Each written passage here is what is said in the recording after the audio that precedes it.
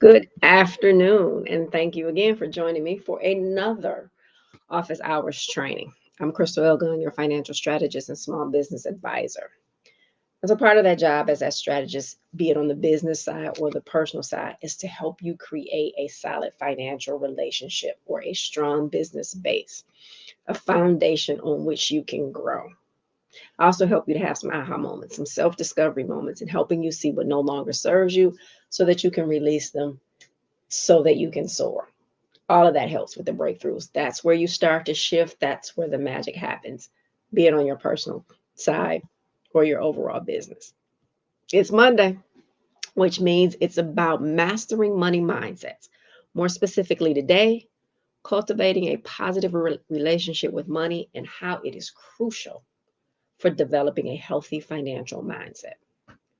So today, let's look at 3 strategies to cultivate a positive relationship with money or redefining your financial relationship. Next week, I'll touch on 3 more, and I think the following Monday, 3 more. So again, 3 strategies to cultivate a positive relationship. Strategy number 1, understanding your money mindset. Begin by exploring your current beliefs and attitudes towards money. Understand your underlying feelings about money. Whether they stem from the past experiences or societal influences, it's the first step towards developing a healthier financial mindset. Remember, everyone has a financial relationship. It's typically not defined by you. What you inherited growing up generationally, and I'm not talking about assets, what you saw growing up, what you heard, what you overheard, what you were taught, what you weren't taught, all of those things. And then going into your adult life, social media, commercials, friends, family, relatives, all of those things impacting your financial relationship. Again, not for your best interest though. So in order to redefine your financial relationship, you have to uncover the things which created your current relationship so that you can heal them. Unlearn, relearn, and replace harming habits. This takes self-work and it will not happen overnight. The goal, though, is to keep evolving. So strategy number 2 to cultivate a positive relationship with money and to redefine your financial relationship is to set clear financial goals. You can't put a plan together or create an efficient and effective budget if you have no idea how you want to live the rest of your life and if you have no clear financial goals. Establishing clear, achievable financial goals helps direct your financial decisions and keeps you motivated. These goals can range from short-term objectives like saving for a vacation to long-term aspirations like retirement savings. Start training your brain. Think about the rest of 2024. What do you want to accomplish this year? How do you want to live the rest of 2024? Once you have that on paper, and yes, write it out in full detail, being very specific, and write it out with intentionality. Once you have completed 2024, move to the next 5 years, then to 10 years, then to 20, and so on. But dream and dream big as you write, but be sure to define clear financial goals and life goals. Yes, these goals will change over time based on what's happening in your life. The thing to remember is you have a say in the rest of your life. So start today because you do not have more time to wait. The third strategy to cultivate a positive relationship with money or to redefine your financial relationship is to create a budget and stick to it. An efficient and effective budget is a powerful tool for managing your finances and realizing your dream life. You get to see where you are today, Make edits where necessary, and create line item allocations to get you where you want to be in the future. Go back and watch the previous trainings on building an efficient and effective budget and start today. You have zero time to wait. People talking about breaking generational curses or building generational wealth. You can only do that by being intentional.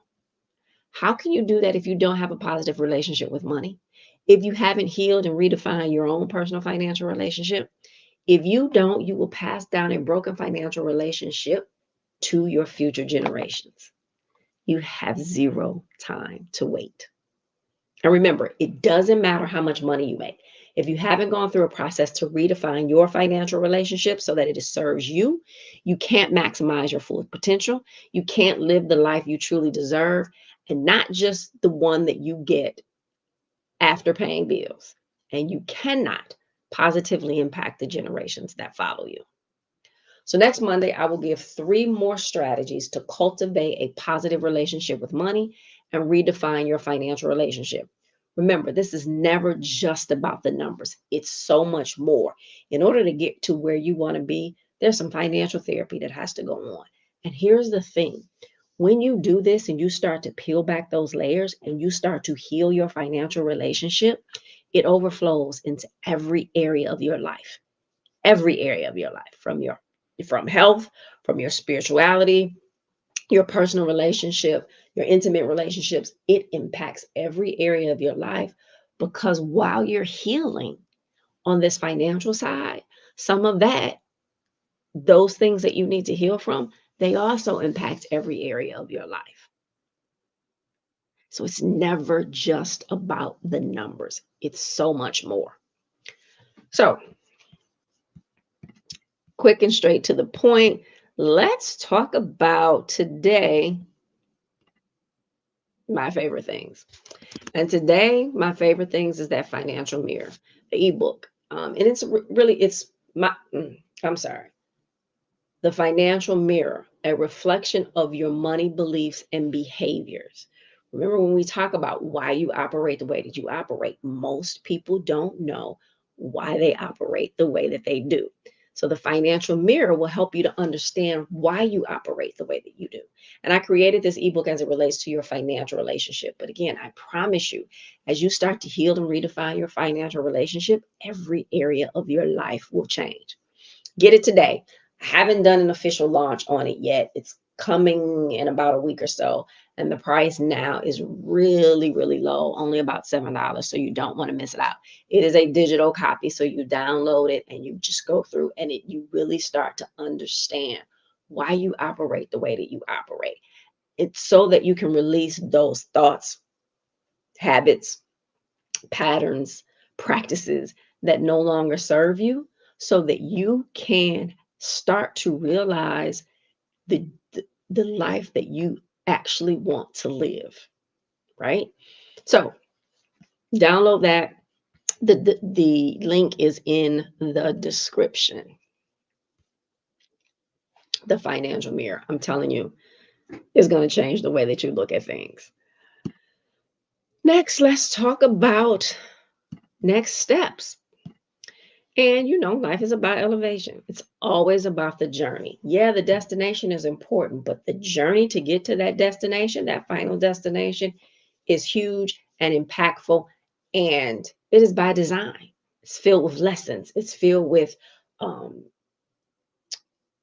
confirmations, it's filled with new people, right? The journey is critically important. So embark on a journey for the next 3 to 9 months that will change your life forever. Start today. Again, you have no time. Commit to you and your family. Walk the journey. It may be hard sometimes, but I promise you it's worth it. Trust the process. It will definitely be worth it. And again, I keep talking about, and I said it several times, today is, you don't have any more time, right? Things in this world are going to get better, but they're going to get worse first. So why now, while things are while things are getting worse, why not start this journey for elevation? The next 3 to 9 months, there are going to be some incredible things that are happening in the next 3 to 9 months. Not all of them are going to be good. Some of them are happening now, right? So you want to start your journey today, the earlier to better, to get you on the other side. So homework.